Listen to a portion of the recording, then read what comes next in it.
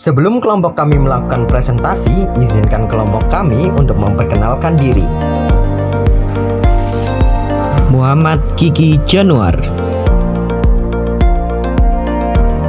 Angela Salsa, Fitri Nur Komaria, Adelia Puspitasari, Egista Trismaida, Erna Dwi Setiawati, Adigana Prawara. Assalamualaikum warahmatullahi wabarakatuh. Selamat siang kepada yang terhormat Ibu Helmi selaku dosen pengampu mata kuliah Sistem Pengendalian Manajemen kelas J beserta teman-teman sekalian. Di sini kami dari kelompok A ingin mempresentasikan materi pada bab 13 yaitu mengenai tata kelola perusahaan dan dewan direksi. Untuk materi subbab yang pertama akan membahas tentang hukum dan undang-undang. Nah, sebelumnya kita perlu mengetahui bahwa perusahaan merupakan entitas hukum yang tunduk pada hukum dan peraturan di wilayah tempat mereka beroperasi, serta tunduk pada peraturan bursa saham di mana saham mereka diperdagangkan. Pendekatan dan mekanisme tata kelola perusahaan tentunya akan berbeda-beda di setiap negara. Secara umum, orientasi tata kelola perusahaan dibagi menjadi dua, yaitu pertama ada sistem Anglo-Amerika yang menekankan kepentingan pemegang saham sebagai penerima manfaat utama dari kewajiban fidusia. Contohnya di Amerika Serikat, hukum menciptakan kewajiban fidusia bagi manajer dan direktur untuk bertindak demi kepentingan terbaik pemegang saham. Direktur sendiri bertanggung jawab untuk mengawasi manajemen dengan tujuan utama yaitu memaksimalkan nilai perusahaan. Yang kedua ada sistem Eropa kontinental atau Jepang yang cakupannya lebih luas yaitu mencakup hak-hak pemangku kepentingan lainnya. Sistem tata kelola dari Eropa kontinental atau Jepang ini berorientasi pada pengelolaan perusahaan demi kebaikan perusahaan, pemangku kepentingan, dan masyarakat luas. Contohnya seperti di Jerman, perusahaan besar diwajibkan untuk memiliki struktur dewan dua tingkat, yaitu pertama ada dewan strategis dengan perwakilan karyawan dan pemegang saham, dan kedua ada dewan operasional. Sedangkan di Jepang, contohnya yaitu bank-bank besar yang ada di Jepang itu sering memiliki perwakilan dalam dewan direksi perusahaan mitra bisnisnya. Hal ini memungkinkan bank di Jepang untuk mengawasi penggunaan dana yang mereka pinjamkan kepada perusahaan, memberikan saran strategis berdasarkan pengetahuan mereka tentang sektor keuangan dan industri, serta melindungi kepentingan mereka sebagai pemberi pinjaman dan pemegang saham apabila bank tersebut memiliki saham di perusahaan mitra. Nah, materi selanjutnya yaitu The Sarbanes-Oxley Act atau Undang-Undang Sarbanes-Oxley. Jadi di tahun 2002, Kongres US itu akhirnya mengesahkan Undang-Undang Sarbanes-Oxley sebagai tanggapan atas beberapa kegagalan perusahaan besar di US. Nah, Sarbanes-Oxley Act atau yang kita sebut SOX itu memberlakukan persyaratan baru bagi perusahaan yang terdaftar di US dan juga bagi auditornya juga. Nah, tujuan dari SOX sendiri ini tuh untuk meningkatkan transparansi, ketepatan waktu, dan juga kualitas pelaporan keuangan perusahaan-perusahaan tadi. Nah, ternyata SOX juga tuh memang sudah berdampak di luar US. Jadi nggak cuma ada di US saja. Nah, semua perusahaan yang memang sudah terdaftar di SIC itu harus mematuhi peraturan SOX, baik yang kantor pusatnya ada di US maupun yang ada di luar negeri. Nah, berikut itu ada ringkasan ketentuan utama dari SOX. Yang pertama itu untuk industri audit eksternal. Nah, sebelumnya di industri audit eksternal ini tuh peraturannya diatur sendiri. Namun setelah adanya SOX itu peraturan secara ketat itu akan diatur oleh pemerintah federal. Jadi SOX ini tuh akan membentuk badan pengawas akuntansi perusahaan publik dan nantinya akan memberikannya wewenang secara langsung dengan pengawasan dari SIC untuk menetapkan standar audit dan juga untuk memantau tindakan dari auditor. Nah, yang kedua itu yaitu kalau untuk anggota komite dewan direksi di perusahaan itu diharuskan mereka untuk independen, mandiri, dan juga melek akan finansial. Nah, yang ketiga yaitu untuk manajer senior perusahaan. Jadi biasanya CEO atau CFO itu diharuskan bahwa mereka tuh menyatakan mereka telah meninjau laporan keuangan triwulan dan juga laporan keuangan tahunan perusahaan mereka, bahwa laporan yang mereka sajikan itu secara wajar tanpa pernyataan yang tidak benar atau tanpa adanya penghilangan fakta material. Nah, bahwa juga mereka tuh mengakui tanggung jawab atas pengendalian dan juga prosedur pengungkapan serta pengendalian internal atas laporan keuangan mereka. Bahkan dari sebelum adanya SOX, pengendalian internal yang baik itu bisa dikatakan sebagai praktik bisnis yang baik. Jadi pengendalian internal yang baik itu tidak hanya memastikan bahwa pelaporan keuangan itu bisa disajikan secara adil dan akurat, tapi juga membantu memastikan bahwa manajer tuh memiliki informasi yang baik dan juga bisa membantu manajer dalam mengambil keputusan bisnis. Nah, ada juga kelemahan atau kekurangan dalam pengendalian internal yang begitu besar, itu bisa juga mengakibatkan adanya salah saji material atas situasi keuangan aktual perusahaan. Nah, kekurangan pengendalian itu terjadi ketika desain atau pengoperasian pengendalian itu tidak memungkinkan manajemen atau karyawan dalam menjalankan fungsi yang ditugaskan kepada mereka, yaitu untuk mencegah dan juga mendeteksi kesalahan penyajian tepat waktu.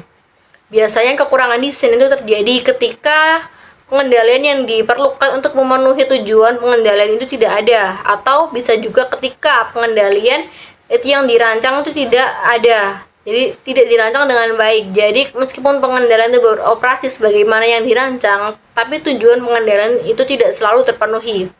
Jadi bisa disimpulkan ya, kalau adanya SOX ini tidak akan pernah bisa untuk mencegah terjadinya penipuan, terus juga tidak bisa untuk mencegah kolusi internal maupun eksternal yang ada untuk menutupi penipuan, dan juga tidak bisa mencegah pengambilan keputusan yang pada tingkat tertinggi dalam perusahaan yang melanggar praktik dan juga kebijakan perusahaan yang telah ditetapkan. Tapi keberadaan SOX ini tuh hanya untuk meminimalisirnya saja. Selanjutnya, kita akan memasuki pembahasan mengenai Dewan Direksi atau Board of Directors. Nah, pada perusahaan yang diperdagangkan secara publik, pemegang saham ini biasanya mendiversifikasi risiko mereka dan memiliki portofolio saham di sejumlah perusahaan. Nah, secara individu, mereka jarang memiliki insentif yang cukup besar untuk mendedikasikan waktu dan juga sumber daya yang diperlukan untuk memastikan bahwa manajemen bertindak demi kepentingan terbaik pemegang saham tersebut. Nah, solusinya adalah pemegang saham ini secara kolektif akan mendelegasikan kewenangan mereka untuk memantau tindakan manajemen kepada Dewan Direksi. Nah, Dewan Direksi ini memiliki tugas judisial untuk membina keberhasilan jangka panjang perusahaan demi kepentingan pemegang saham dan juga khususnya ketika perusahaan terancam bangkrut. Di Amerika Serikat itu tugas judisial dasar ini dianggap memiliki beberapa unsur. Yang pertama adalah kewajiban untuk berhati-hati. Kewajiban ini dibuat untuk mendelegasikan keputusan dengan cara terinformasi. Nah, yang kedua ada kewajiban kesetiaan atau loyalty. Nah, ini kewajiban untuk mengutamakan kepentingan perusahaan daripada kepentingan pribadi. Yang ketiga ada kewajiban untuk beritikat baik. Nah, ini kewajiban untuk setia dan mengabdi kepada kepentingan perusahaan dan para anggotanya, yaitu pemegang saham tersebut. Nah, yang keempat ini adalah kewajiban untuk tidak menyia-nyiakan. Nah, kewajiban ini untuk menghindari penghancuran yang disengaja terhadap nilai pemegang saham. Selanjutnya, kita akan membahas mengenai sebuah tanggung jawab dari seorang dewan direksi ini ya. Jadi, Dewan Direksi ini untuk melaksanakan tanggung jawabnya itu harus memastikan bahwa mereka itu harus independen dan juga bertanggung jawab kepada pemegang saham. Dan mereka juga harus menggunakan wewenangnya untuk keberlangsungan kepemimpinan eksekutif dengan visi dan nilai-nilai yang tepat. Nah, Dewan Direksi ini akan diberikan kendali penuh untuk manajemen. Nah, ini mereka bertanggung jawab secara khusus untuk pemilihan dan evaluasi kepala eksekutif atau CEO perusahaan, dan mereka juga harus memastikan kualitas manajemen senior para eksekutif perusahaan. Nah, Dewan Direksi ini juga harus meninjau dan menyetujui strategi jangka panjang perusahaan dan keputusan manajemen yang penting, seperti perancangan rencana kompensasi yang memotivasi manajemen untuk mencapai dan mempertahankan kinerja jangka panjang yang unggul. Nah, Dewan Direksi ini juga memiliki dua tanggung jawab pengendalian utama. Yang pertama, mereka melindungi kepentingan investor ekuitas, khususnya dengan memastikan bahwa manajemen berusaha memaksimalkan nilai saham pemegang saham di perusahaan. Nah, yang kedua itu, mereka melindungi kepentingan pemangku kepentingan lainnya seperti karyawan, pemasok, pelanggan, pesaing, dan juga masyarakat luas dengan memastikan bahwa karyawan di perusahaan bertindak dengan cara yang bertanggung jawab secara hukum dan sosial. Selanjutnya, yaitu materi mengenai komite audit.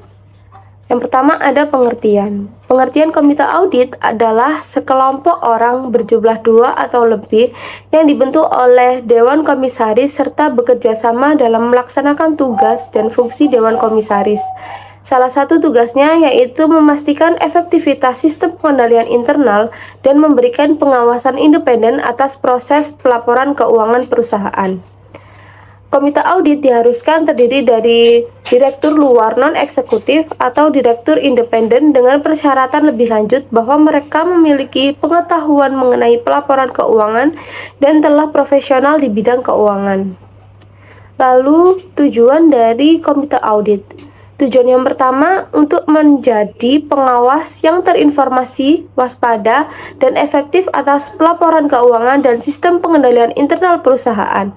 Yang kedua, membantu Dewan Komisaris untuk meningkatkan kualitas laporan keuangan dan meningkatkan efektivitas fungsi audit internal maupun eksternal audit. Selanjutnya yaitu ada tanggung jawab dan tugas komite audit.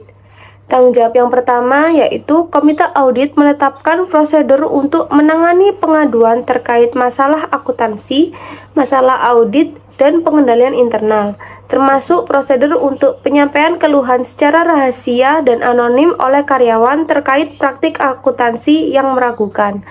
Yang kedua, bertanggung jawab atas penunjukan, kompensasi, retensi, dan pengawasan pekerjaan auditor eksternal. Yang ketiga, mengemban tanggung jawab dewan yang berkaitan dengan pelaporan keuangan organisasi, tata kelola perusahaan, dan praktik pengendalian. Selanjutnya akan kita bahas mengenai tugas dari komite audit.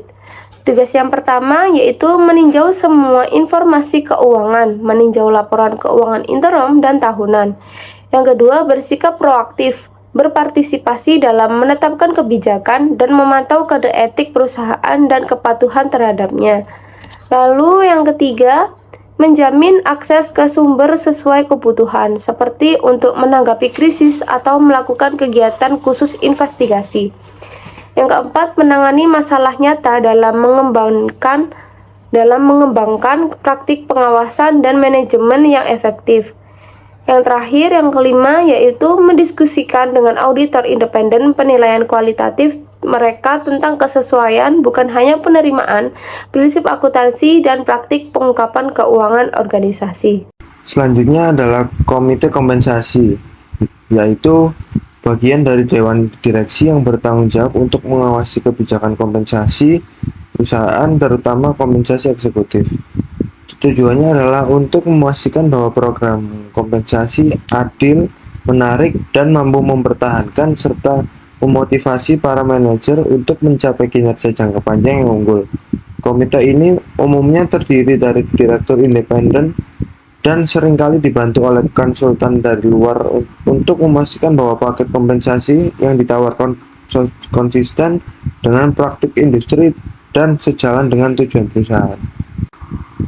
Lalu selanjutnya, sebagai contoh dari komite kompensasi tersebut, di sebuah perusahaan besar dapat menentukan struktur gaji CEO yang terdiri dari gaji pokok, insentif, berbasis kinerja, dan opsi saham. Komite ini bertanggung jawab untuk memastikan bahwa paket kompensasi tidak berlebihan dan selaras dengan kinerja perusahaan dan pemegang saham.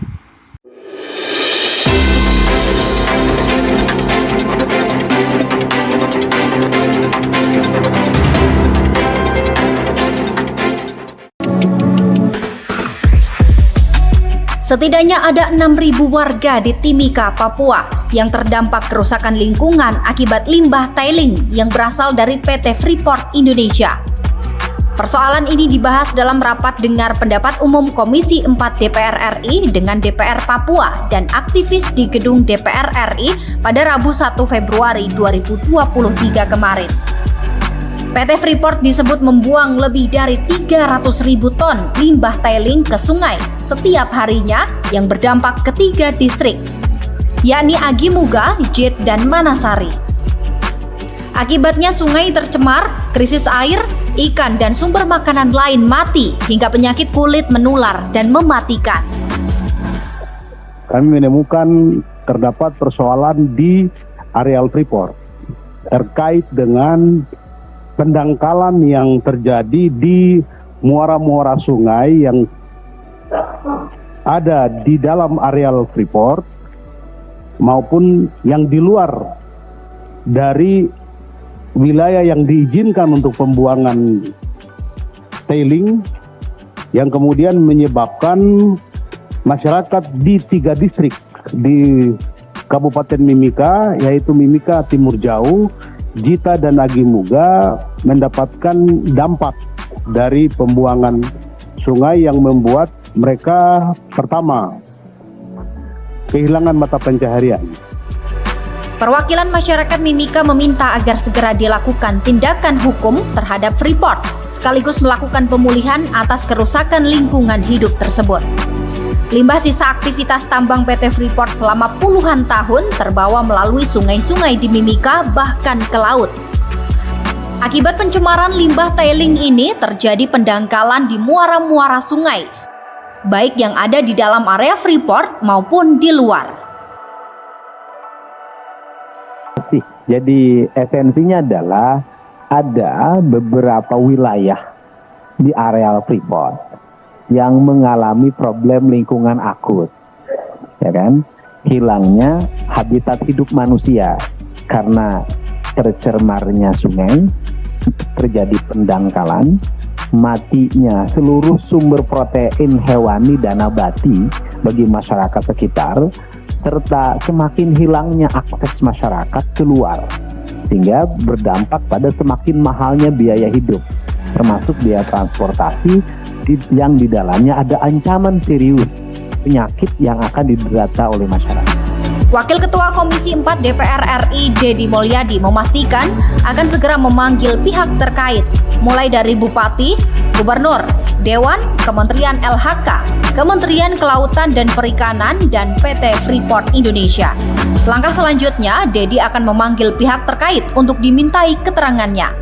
Dirinya juga menjadwalkan akan melihat langsung lokasi yang menjadi sumber malapetaka bagi masyarakat di Papua tersebut.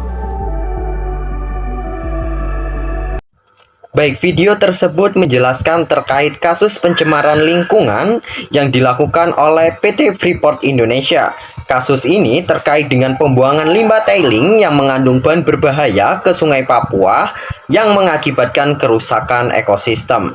Nah, pada rapat dengar pendapat umum atau RDPU Komisi 4 DPR RI dengan DPR Papua dan aktivis di gedung DPR pada 1 Februari 2023, Koordinator Umum Komunitas Lembaga Peduli Masyarakat Mimika Timur Jauh mengungkapkan bahwa PT Freeport Indonesia membuang lebih dari 30.000 ton limbah tailing ke sungai setiap hari. Nah, limbah ini telah mencemari 3 distrik di Papua, yaitu Agimuga, Jit, dan juga Manasari. Dampaknya sangat serius, menyebabkan pencemaran sungai, krisis air, kematian ikan dan sumber makanan lainnya, serta penyakit kulit yang menular. Sebanyak 6.848 warga di 23 kampung dari 3 distrik tersebut terdampak akibat pencemaran ini. Nah, berdasarkan kasus tersebut, apabila dianalisis menurut dengan materi yang kita bahas, terdapat beberapa poin. Yang pertama, yaitu poin pengendalian internal dan juga pengawasan. Nah, materi kita membahas pentingnya pengendalian internal yang efektif untuk mencegah terjadinya salah saji material dan penipuan dalam pelaporan keuangan. Namun, dalam kasus PT Freeport Indonesia, meskipun perusahaan ini merupakan salah satu yang terbesar di Indonesia, terdapat kekurangan dalam aspek pengendalian lingkungan lingkungan. Pengembuangan limbah tailing ke sungai mencerminkan kelemahan dalam pengendalian operasional yang menunjukkan bahwa standar dan prosedur internal terkait pengelolaan lingkungan tidak dijalankan dengan efektif. Nah, hal ini berdampak pada keberlanjutan operasi serta reputasi perusahaan. Nah, selanjutnya yaitu poin yang kedua, yaitu berkaitan dengan tata kelola perusahaan yang baik atau good corporate governance.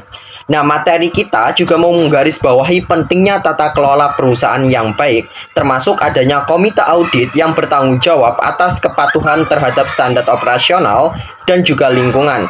Namun, peringkat proper tahun 2023 menunjukkan bahwa PT Freeport Indonesia hanya mendapatkan peringkat biru yang menandakan bahwa perusahaan hanya mematuhi persyaratan minimum tanpa menunjukkan inisiatif berkelanjutan yang lebih tinggi, seperti perusahaan dengan peringkat hijau ataupun emas. Nah, ini mengindikasikan kurangnya komitmen perusahaan dalam menerapkan prinsip ESG atau Environmental Social Governance serta secara maksimal. Nah, selanjutnya pada poin yang ketiga yaitu kelemahan pengendalian material. Dalam konteks Sarbanes-Oxley yang dibahas dalam materi, kelemahan material dalam pengendalian internal seringkali berkaitan dengan resiko tinggi terhadap laporan yang tidak akurat atau operasi yang tidak aman. Dalam kasus PT Freeport, kelemahan ini terlihat pada pengelolaan limbah tailing yang tidak sesuai standar, mengindikasi potensi salah saji dalam pelaporan lingkungan atau resiko hukum yang dapat mempengaruhi keandalan laporan, keuangan perusahaan, dan juga dapat mempengaruhi kepercayaan investor atau pemangku kepentingan lain. Selanjutnya yang keempat yaitu dampak pada laporan keuangan dan juga reputasi. Sesuai dengan materi yang menekankan pentingnya pelaporan keuangan yang adil dan juga akurat, kasus pencemaran limbah ini menyoroti resiko finansial dan juga hukum yang signifikan bagi PT Freeport Indonesia. Jika perusahaan harus menghadapi sanksi lingkungan atau litigasi, hal ini dapat bertampak pada beban biaya yang besar dan mempengaruhi hasil keuangan yang dilaporkan. Selain itu, reputasi buruk akibat pencemaran lingkungan dapat mempengaruhi nilai saham dan mengurangi daya tarik investasi perusahaan. Nah, dari analisis kasus yang sudah dijelaskan tadi, terdapat saran penyelesaian yang dapat dilakukan untuk kasus pencemaran lingkungan oleh PT Freeport Indonesia, yaitu yang pertama, penguatan sistem pengendalian internal. PT Freeport Indonesia perlu memperkuat sistem pengendalian internal yang mencakup standar operasional terkait pengelolaan limbah dan perlindungan lingkungan. Direksi dan manajemen harus memastikan bahwa kebijakan dan prosedur internal telah diperbarui dan dipantau secara rutin untuk mengidentifikasi dan menutup celah yang dapat menyebabkan pelanggaran. Hal ini termasuk penerapan teknologi monitoring limbah dan audit internal yang berkala untuk memastikan kepatuhan terhadap regulasi lingkungan yang ketat. Nah, yang kedua, peningkatan transparansi dan pelaporan. Direksi dari PT Freeport Indonesia harus memastikan bahwa sistem pelaporan ini lebih transparan dan komprehensif, yaitu termasuk laporan keberlanjutan tahunan yang memuat data terkait pengelolaan lingkungan dan dampak limbah. Laporan ini harus mematuhi standar internasional seperti Global Reporting Initiative atau GRI dan diulas oleh pihak ketiga independen untuk meningkatkan kredibilitas dan kepercayaan pemangku kepentingan. Nah, langkah yang ketiga yaitu dengan penguatan komite audit dan fungsi pengawasan. Dewan direksi harus memastikan bahwa komite audit ini diperkuat dengan keahlian khusus di bidang lingkungan dan kepatuhan. Nah, komite audit ini perlu melakukan evaluasi yang menyeluruh terhadap sistem pengendalian internal yang ada, yaitu dengan mengidentifikasi kelemahan dan merekomendasikan langkah perbaikan. Selain itu, audit independen harus dilakukan secara berkala untuk menilai dampak operasional perusahaan terhadap lingkungan dan memastikan pelaksanaan best practice. Nah, yang keempat yaitu komitmen pada prinsip ESG atau Environmental, Social, dan Governance. Nah, PT Freeport Indonesia ini harus berkomitmen pada penerapan prinsip ESG secara menyeluruh. Direksi itu perlu mengembangkan kebijakan keberlanjutan yang ambisius dan mencakup yang dapat mengurangi dampak lingkungan, seperti program rehabilitas ekosistem yang rusak akibat pembuangan limbah tailing. Program ini harus melibatkan pemangku kepentingan lokal dan memastikan bahwa perusahaan itu berkontribusi pada pembangunan berkelanjutan di wilayah operasional. Nah, yang kelima, ada implementasi teknologi ramah lingkungan. Untuk meminimalkan dampak pencemaran, PT Freeport itu harus mengadopsi teknologi pengolahan limbah yang lebih ramah lingkungan. Hal ini itu mencakup penggunaan metode penanganan tailing yang lebih aman dan inovatif, seperti teknologi daur ulang untuk digunakan kembali dalam proses produksi. Nah, direksi itu harus mengalokasikan anggaran yang memadai untuk penelitiannya dan pengembangan R&D dalam mencari solusi keberlanjutan. Nah, yang keenam, dapat dilakukan pelatihan dan edukasi karyawan. Direksi dan manajemen itu harus menginisiasi program pelatihan berkelanjutan bagi karyawan di semua level yang mengenai pentingnya kepatuhan terhadap regulasi lingkungan dan penerapan best practice dalam pengelolaan limbah. Edukasi ini dapat bertujuan untuk meningkatkan kesadaran karyawan terhadap dampak lingkungan operasional mereka dan mendorong tanggung jawab individu dalam menjaga standar lingkungan perusahaan. Nah, yang selanjutnya dapat dilakukan kolaborasi dengan regulator dan komunitas lokal. PT Freeport Indonesia dapat memperkuat hubungan dengan pemerintah, regulator, dan komunitas lokal untuk memastikan kepatuhan terhadap standar lingkungan. Kolaborasi ini yaitu mencakup dialog terbuka untuk mendapatkan masukan tentang potensi dampak kegiatan perusahaan dan mengembangkan strategi mitigasi bersama yang efektif. Nah, perusahaan itu perlu memastikan bahwa laporan lingkungan itu secara rutin telah disampaikan kepada regulator untuk dijadikan sebagai bahan evaluasi. Nah, dari saran penyelesaian kasus yang saya sebutkan tadi dapat disimpulkan yaitu melalui penguatan sistem pengendalian internal, peningkatan transparansi dan komitmen pada ESG, PT Freeport Indonesia dapat meningkatkan kepatuhan terhadap tata kelola perusahaan yang baik dan meminimalkan risiko pencemaran lingkungan. Direksi dapat memegang peran kunci dalam mengarahkan langkah-langkah strategis ini dan memastikan bahwa pengelolaan lingkungan akan menjadi prioritas dalam aspek operasi perusahaan. Implementasi dari saran ini diharapkan mampu memulihkan reputasi perusahaan, menjaga keberlanjutan operasional, dan meningkatkan kepercayaan investor serta masyarakat luas. Nah, yang selanjutnya, kesimpulan yang dapat diambil dari materi ini adalah Dewan Direksi merupakan bagian penting dari sistem tata kelola perusahaan dan undang-undang dan peraturan itu mengharuskan beberapa praktik yang dianggap diinginkan seperti independensi anggota dewan yang bertugas di Komite Audit dan Kompensasi. Namun, undang-undang dan peraturan ini tidak dapat didefinisikan segalanya. Di perusahaan yang dikelola dengan baik, apa yang tidak didefinisikan oleh undang-undang dan peraturan ini dibentuk oleh keinginan untuk meniru apa yang disebut dengan best practice. Nah, masalahnya adalah tidak ada kesepakatan universal mengenai apa yang merupakan best practice ini. Beberapa lembaga pemeringkat tata kelola mendefinisikan serangkaian praktik yang mereka anggap sebagai best practice, tetapi yang mereka sarankan tidak selalu sama.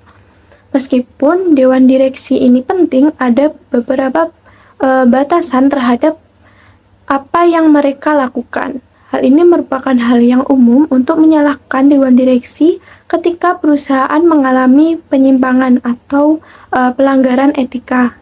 Namun, direktur independen hanya melayani organisasi mereka secara paruh waktu. Mereka hanya memberikan pengawasan meskipun mereka hanya melakukannya secara efektif. Tata kelola perusahaan yang baik harus bergantung pada manajer dan membangun budaya integritas yang melibatkan hubungan yang terbuka dan jujur dengan dewan direksi yang mereka terlibat dan mendukung tetapi menantang. Nah, selain itu, dewan direksi dan komite itu merupakan sekelompok individu. Nah, setiap individu memiliki perspektif dan pemahaman yang unik tentang peran dan tanggung jawab. Dengan demikian, fungsi badan-badan ini sangat bergantung pada dinamika kelompok yang mencakup berbagai hal seperti bagaimana agenda ditetapkan, bagaimana isu-isu disampaikan, bagaimana orang-orang bergaul, dan apakah para anggota itu menoleransi konfrontasi dan kompromi.